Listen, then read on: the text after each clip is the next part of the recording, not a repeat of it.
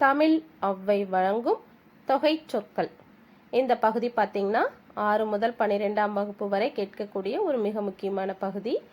அது மட்டும் இல்லை, டெட்டு, டிஆர்பி, டிஎன்பிசி போன்ற போட்டித் தேர்வுகளையும் கேட்கக்கூடிய ஒரு பகுதி. பார்க்கலாம் வாங்க. இரு திணை, உயர்திணை, அஃறிணை. உயர்திணை அப்படின்னா 6 அறிவு படைத்த மனிதன், தேவர், கடவுள் இவங்களெல்லாம் நம்ம உயர்திணைன்னு சொல்வோம். அஃறிணைனா 6 அறிவுக்கு கீழே இருக்கக்கூடிய விலங்குகள், தாவரங்கள் மற்ற எல்லாமே பார்த்தீங்கன்னா அஃறிணையில வந்துடும். இரு வினை, வினைனா செயல். என்ன அப்படின்னா நல்வினை, தீவினை, நல்ல செயல், தீய செயல். இரு சுடர், சூரியன், சந்திரன். இருமை, இம்மை, மறுமை. அதாவது இந்த பிறவி, முற்பிறவின்னு சொல்வோம் இல்லைங்களா, அதுதான். இரு பிறவினாலும் அதுதான், இருமைனாலும் அதுதான். முன்னீர், ஆற்று நீர், ஊற்று நீர், மழை நீர். முப்படை, விமானப்படை, கப்பற்படை, தரைப்படை. முச்சங்கம், அதை எப்படி பிரிக்கணும்? 3 கூட்டல் சங்கம். முதற்சங்கம், இடைச்சங்கம், கடைச்சங்கம். முக்குணம், அதாவது 3 கூட்டல் குணம், முக்குணம். சத்துவம், ராசசம், தாமசம். சத்துவம் அப்படின்னா ரொம்ப நிதானமாக, ரொம்ப அறிவோட தெளிவாக ஒரு செயலை செஞ்சாங்க அப்படின்னா அது சத்துவ குணம். ராசசம் அப்படின்னா நம்மளுக்கு அந்த வார்த்தையிலே பொருள் இருக்கு பாருங்க, ராட்சச குணம். அதாவது ரொம்ப கோவமாக, படபடப்பா, ரொம்ப திமிரா இந்த மாதிரிலாம் இருந்ததுன்னா அது ராசச குணம் அப்படின்னு சொல்லுவோம். அகங்காரமாக இருக்கிறதெல்லாம் கூட இதில் தான் வரும்.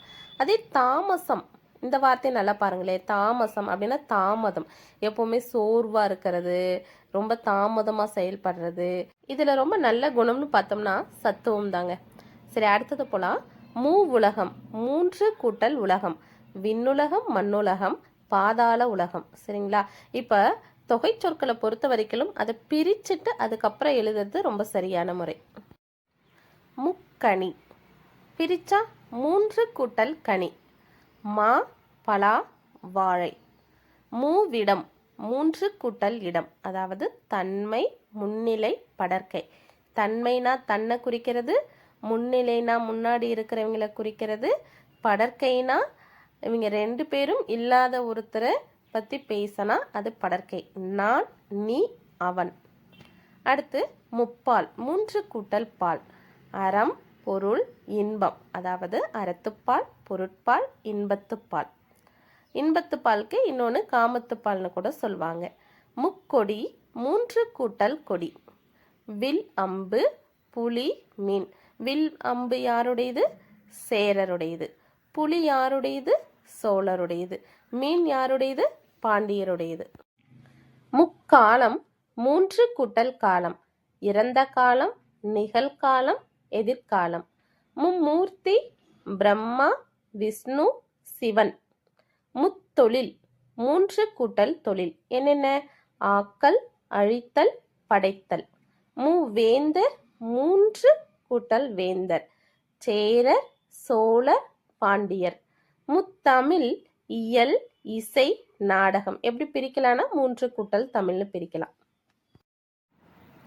நாற்கவி, அதாவது 4 கூட்டல் கவி.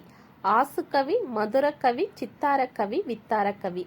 ஆசுகவி அப்படின்னா ஒரு பொருள் கொடுத்துட்டா உடனே பாடுவாங்க. சரிங்களா? அதாவது ஆன் த ஸ்பாட்ல பாடுறதுன்னு சொல்லுவாங்க இல்லையா, அதுதான் ஆசுகவி. மதுரக்கவி, மதுரம் அப்படின்னாவே இனிமை, இனிமையாக பாடுறது. சித்தாரக்கவி அப்படிங்கிறது என்னன்னா ஒரு ஓவியம் போல புனைவது. இது அவ்வளோ எளிமையானது கிடையாது. இதில் பார்த்தீங்கன்னா நம்ம நாயன்மார்களில் ஞான சம்பந்தர் இதில் ரொம்ப சிறப்பாக பண்ணுவார். அடுத்தது வித்தாரக்கவி. வித்தாரக்கவினா ரொம்ப விரிவாக புனைவது. அடுத்து நாற்பா, 4 கூட்டல் பா. அதாவது வெண்பா, ஆசிரியப்பா, கலிப்பா, வஞ்சிப்பா. 4 வேதம், 4 கூட்டல் வேதம். ரிக், யசூர், சாம, அதர்வன. நாற்படை, 4 கூட்டல் படை. தேர்ப்படை, குதிரைப்படை, யானைப்படை, காலாட்படை. நாற்றிசை அப்படின்னா 4 திசை. கிழக்கு, மேற்கு, வடக்கு, தெற்கு. நிலம் அப்படின்னா 4 கூட்டல் நிலம். குறிஞ்சி, முல்லை, மருதம், நெய்தல். இதே 5 நிலம்னு கேட்டால் பாலை எழுதுவோம்.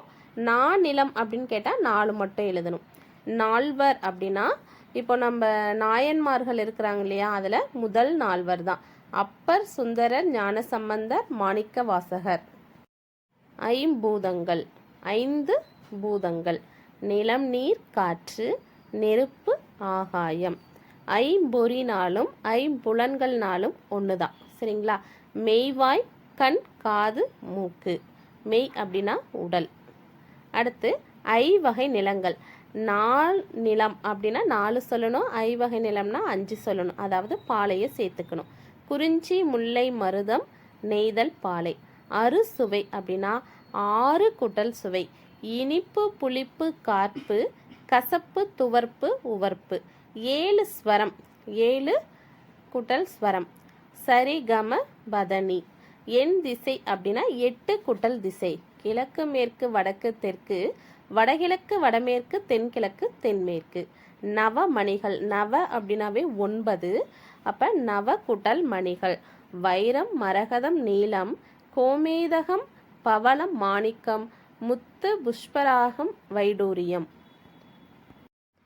சப்ஸ்கிரைப் பண்ணுங்கள், ஷேர் பண்ணுங்கள். ஏதாவது டவுட்னா கமெண்ட் பண்ணுங்கள்.